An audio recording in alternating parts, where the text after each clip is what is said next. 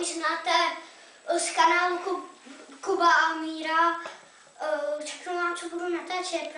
Budu natáčet sběratelské figurky, brzo už budu mít novou figurku sběratelské edice, budu mít figurku Halo, střílečky, možná znáte. Střílečka není možná nic moc pro mě a všechno okolí, mých kamarádí, rodinu, ale mám toho panáčka rád, líbí se mi a teďka vám ukážu, budu natáčet tohohle panáčka, budu natáčet všechno, co mám, tahle můj oblíbený. Je dobrý, protože se dají dávat ty kulomety a všechno ostatní vám ukážu v tom, jak ho budu natáčet. První video budu mít s Amazing Spider-Man 2, toho vám nechci ukazovat, protože chci, abyste byli překvapení.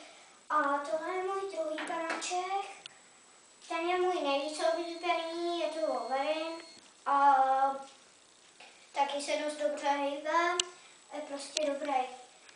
No, vrátíme se k profilu, budu natáčet furt lepší a lepší figurky.